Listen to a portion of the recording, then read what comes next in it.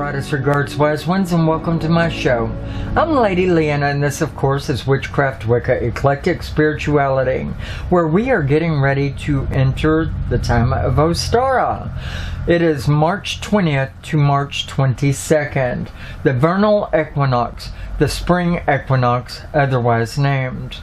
And this is a time where we celebrate Persephone's rise from the underworld, her break from Hades for the next 6 months to come, where she will arise and into the upper worlds, and she will celebrate with her mom, and her mom will be celebrating her coming to be able to be at one with her again. And at this time, the world springs to life with color and beauty and life and just giving an at all sense of love and appreciation for all that has been bestowed upon her, and we celebrate with her on that. And what I like to do at this particular time is erect an altar somewhere between the 20th and 22nd, and it could fall anytime on that time or on all 3 days. And I will give a libation basket to the gods and goddesses, particularly the goddesses for the most part at this time. And the first person that I think of at this point in time is Persephone, for taking a break from her underworld to be at one with her mom for this time. A great thanks should be given. Even Demeter is appreciative for this that has been bestowed upon her. So I give appreciation to Persephone, because Persephone is actually noted to have actually enveloped her life with Hades in the underworld, because she was given certain tasks and duties in the underworld that she so loved, and helping people move through their changes from one aspect of life to the other. And so she really did take to her new role in the underworld, and she comes to be at one with us on the earth at this time, and with her mother, out of love and respect for her mother. And Hades also urged and encouraged her to do so likewise, according to some tales. Now, I don't know how I feel about that, but there are many different tales about all the different gods and goddesses out there. Okay, so what I wanted to do now is go over like 10 key things that people all around the world do on some of them. Some of them are from the general populace, things that I've gotten from other pagans within the groups I've been in, or even online information that I've gotten from other pagans, even on YouTube and other more social type platforms. And I've got a bit of a slate over here that I'm looking at, or I'll be looking at throughout this process, because I want to make sure I don't forget anything. And by all means, if you have any suggestions, do drop them in the comments below the video, so that other people can take from you the things that you would impart on them. What traditions do you follow? What have you heard might be a good thing for people to implement into their workings, etc. So let's do these 10 things. First of all, you have spring cleaning, which is a normal thing even in non-spiritual people. They do at this time like to do their spring cleaning, but pagans especially like to start off doing their spring cleaning before Ostara, because they want to make sure everything feels right and good with them. And a lot of times within their cleaning waters and even their dusting broom, they'll charm it, or they'll put essential oils into it to make sure that it imbues things as they clean with a power and an aura that they want for their items within their house to emit. So spring cleaning is a very important one. And lemon, a little bit of lemon, and you can find these in products already that you might like to put into your cleaning water, like orange oil, neem oil, things like that. Be careful because there are some poisonous things in there. Lemon oil is something that some people like to put into their cleaning water for cleaning their house. They might like to empower their dusters, feather dusters and whatnot. And much like your circle broom, your cleansing broom that you use within your circle. So spring cleaning is among the very top things that you hear from around the world people like to do at this point in time. Likewise, we may think about colors. Colors within our altar place, around our house, on our altars directly, are like green, as in ivies or different fruits and vegetables. Yellow, orange, red, plum color. Let's see. You might also like to have a little bit of gray there to note the passing phase of the season of winter. And that's something that I like to do. Let's see. And your red is in berries of various different kinds. So these are colors that you might keep around your altar, in your house, or in your sacred space at this time. Decorations. Now I like to go on the back side of my property and trim the longest green ivy that I can find. Earth permitting, I'll clip that ivy and I'll bring it in and I'll wrap it from floor up, across, and to the floor again on my door facing entering my household.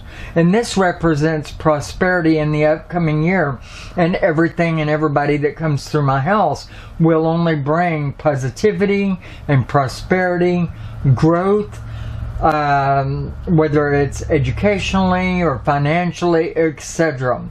And that's what it represents to me, a more fruitful and prosperous and positive time ahead, and brought in by anybody else that would enter my house. I may even put a wreath above my door likewise, or on the front door, but it would have different ornaments inside the wreath than what you would find in your standard Christmas wreath.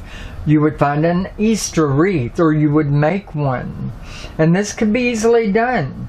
Even if you take any hoop and you take and you thread a needle and you go in between all the stems of dead leaves, and you just kind of wrap the threading around the hoop and back up through the leaf and then tie it off, and you would do this all the way around.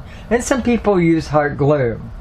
So you may also take the decorative eggs that people like to make and place on there likewise periodically. Coming out of the dead season and into the new and vibrant is what's represented here. And they'll take and they'll put dead leaves and they'll put red berries on green leaves. You know, little sprigs of, say, holly or something like that around on it, or the little white flowers that you find on the green trees that grow. I don't know what they're called, but they're all behind my house. And take those and hot glue them on there as well. So these are kind of the things that I like to do within my season for spring. Now, on my altar, what I like to do is get together a fruit and vegetable basket for the higher power that later on I will put at the base of the trees, the dying trees in the park, like I described earlier in the video. And so in my fruit and vegetable baskets, I like to do the yellows, the greens, the reds, the purples, and the oranges, if I didn't already mention it. I like to mix up the colors, and I like to make it very colorful. And I like to put a couple of extra plums in there, because I will partake of a plum and I will share with the higher power in a libation dish for that one, which I will give to the earth outside my house after the ritual, whereas I'll take the fruit basket over to the park and I'll bestow those fruits, vegetables, and pits and seeds or whatever from that I've shared with the higher power all along the trees in the parkway. So basically, my colorful fruit basket, a burgundy candle on my altar, and maybe with some green ivy loped around the base of that burgundy or cinnaberry or cranberry colored candle, and a black candle. For me, I like a black candle, and I like to anoint it with patchouli oil or hydron oil, and its representations of the goddess coming up from the darkened underworld, or out from her darkened slumber back into life and vibrancy, to reawaken the world, or to help her mother to feel inspired to reawaken the world around us. And I'll burn this on a holder just near my fruit basket. I do like to have on my altar a statue of the goddess, whichever goddess, if you've got one, at this time. And sometimes I'll have a little statuette of a baby animal to represent newborn babies coming up and out of the wilds, in reference to fertility in living beings, animals coming up. And so that's pretty much what I like to do for my altar outside of the libation dish, my athame, my wand, and all of the regular stuff. Now, I may put some candles around on my tables that I'll lope some ivies or vines around, but I'm not real big on decor myself, outside of my regular stuff that I have around my house. So that's pretty much the big of it for me. But some people will Dremel holes out of the bottom of eggs, and then they will paint those eggs. This, I believe, was a tradition that was started from, I believe, the Middle East, where they had started this. But they would paint these eggs, and they would put them on posts, hot glue, toothpicks to them or whatever, and stick them down in planters with other plants and things like that around the house, or in other little decorative things. And so that's what a lot of people like to do.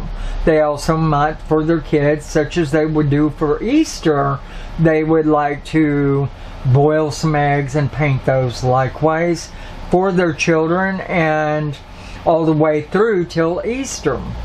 Some people will also likewise take a mid-sized artificial tree, and I don't condone the going out and cutting down a tree to bring it into your house and decorate it for any holiday, actually at all. I think that every tree that we cut down harms the earth extremely badly, especially in this day and age, and that it's even less dangerous to go and buy an artificial Christmas tree that you will keep from now on and pass down to your kids and all of that, and decorate it for every season.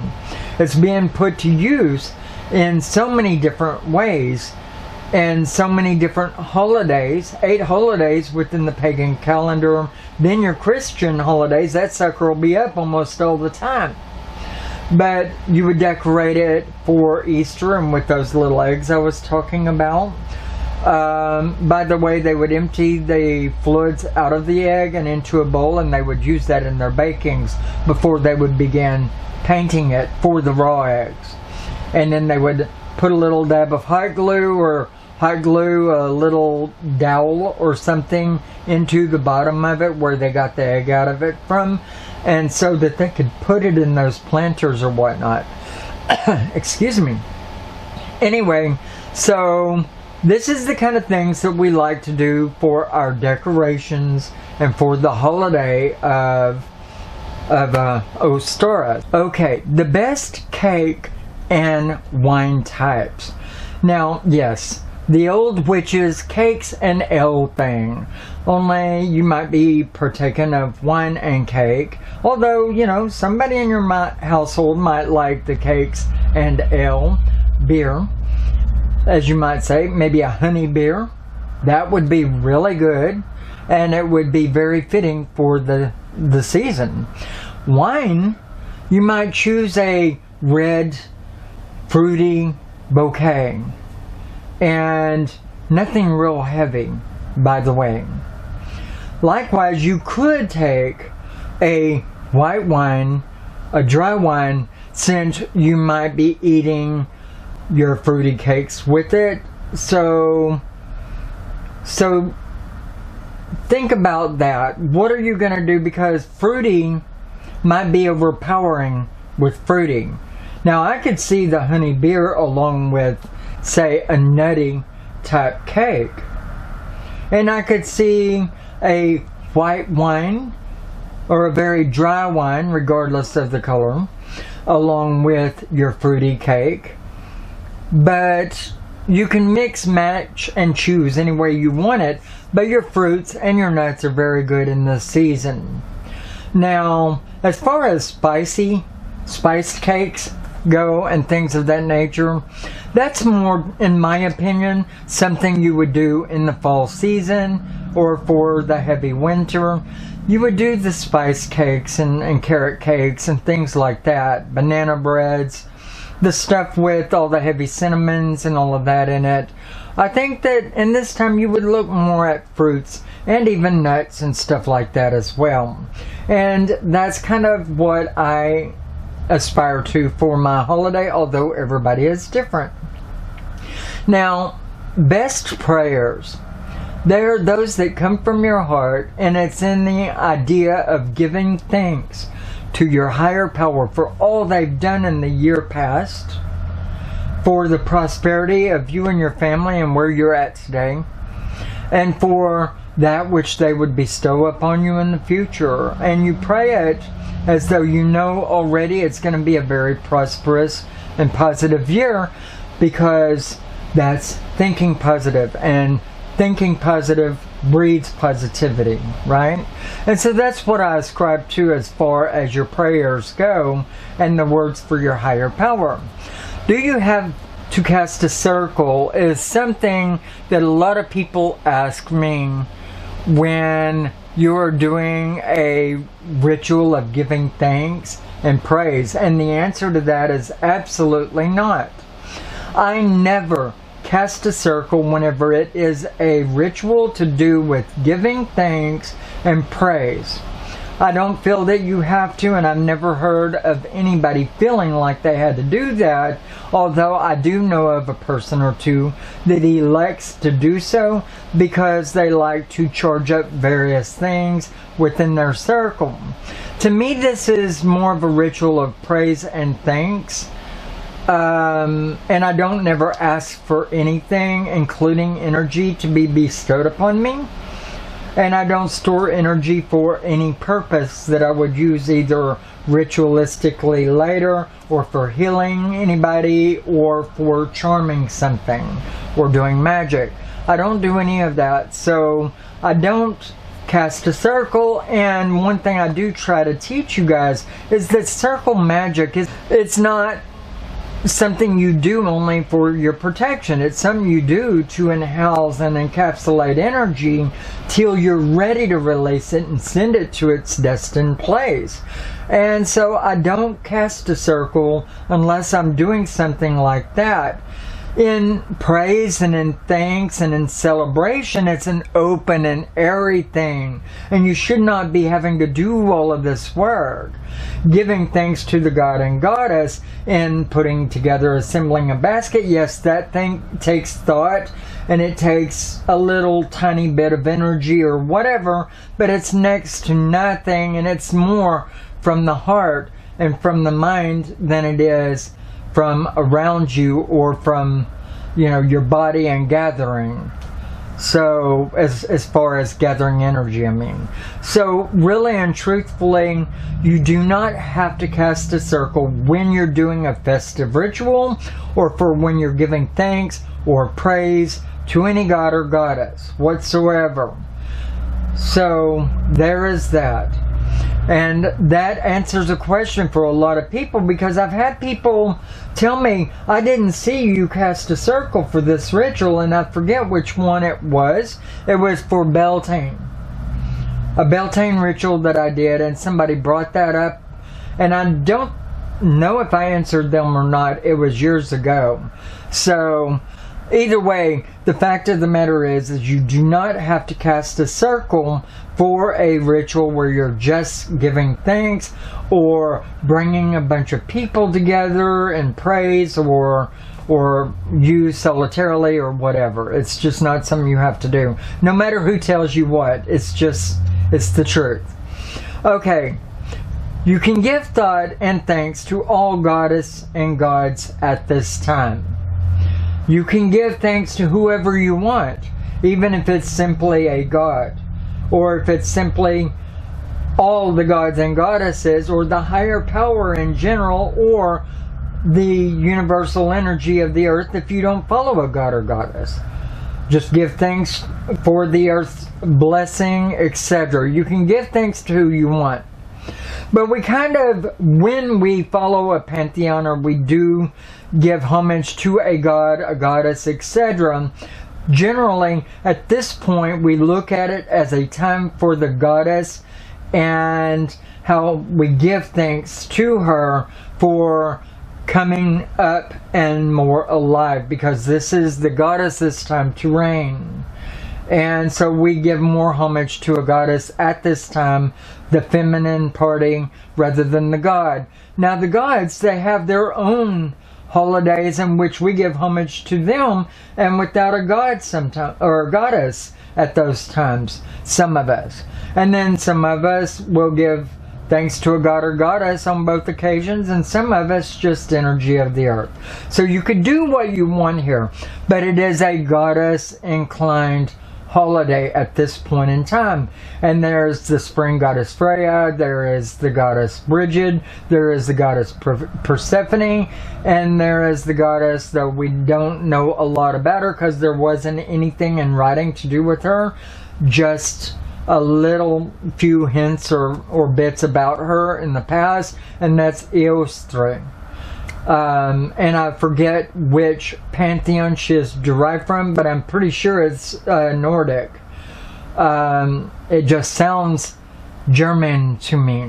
It really does. Although I don't know, to tell you the quite honest truth. I've studied her before, but I forgot what it had said about her. Generally, I call to Persephone and give homage to Demeter with her.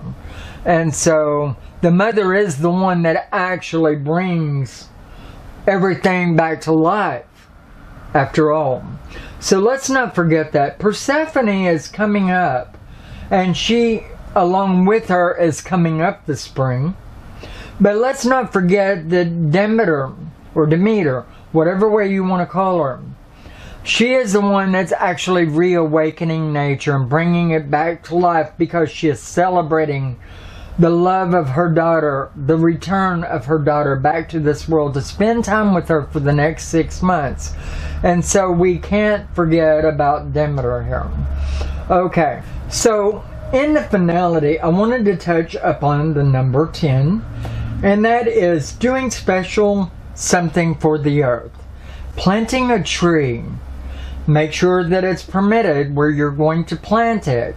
If it's your own yard, there shouldn't be a problem, but watch out for where you're planting it in respect to how high the tree will grow and power lines. And never plant anything right by the highway, because generally the city or state likes to claim the first 8 to 16 feet of your property at any given point in time. And so bear that in mind whenever you're doing this. But do something special for the earth. And that is that one thing, the thing that I like to do is that fruit basket with all the pits or seeds from whatever libation I partake of with the god and goddess, or with the goddess in this particular case. Placing those seeds or those pits in that basket with the fruit whenever I take all of that to the park. And I like to just place these things around, not burying them, because you can't legally plant things in a city park. I would think that there would be a no-no on that. But I kind of feed it to the earth as nutrition. And I just lay things around at the various bases of trees that are rotting or going dead, you know, for food for the new generations that would be coming up in that one's place. It's babies, if you will. And so that's one thing I like to do. Now you can plant a tree. Just be mindful of where you're planting it and how tall that tree will grow in connection with power lines or things of city structures, likewise, and the house and your rooftop. All of that is very important for you to bear in mind, even driveways and sidewalks, and how the roots, whenever they come up, and they will rise to some degree as the tree grows and tear up and through any concrete, cracking it or whatever. And that's why you've got to bear all of that in mind when you're planting this tree that you're going to be giving up to the earth. And I suggest a tree a lot of the time because it's in replacement of all of those trees that we tear down, that we cut down, and that they lumber out to things and that we use in our houses. And there's no way we could ever make up for all the damage that we cause on this earth. But we could give it a try within reason. Okay, and so this is what I suggest on that. And this is the perfect time to do it because it is spring. It's the beginning of it, and it's got, you know, a good 9 months in most places to grow and establish itself before the cold winter comes again. Anyway, hopefully this video will have been of a help to you and you'll be able to put some of these ideas and suggestions to use. I would have liked to have done part of an altar writ for you on camera, but I didn't have time to get one together, and this is coming up within 2 weeks, 3 weeks, and I want to get it online for you because, you know, it ain't going to do you any good if I put it out on the day of the Ostara, which is what I usually have done in the past, and that's just not good. It's not helpful. So hopefully this has been of a help to you. If you would like to support the channel, please look for me on Patreon. All of the information is in the description under the video, or I have PayPal, I have Cash App if you want to support me there, or Buy Me a Coffee app is also in the description of the video. I really thank you guys, and it's good to be at one with you guys once more. I sure did miss you while I was away. You take care of yourself, and brightest blessings. Bye bye.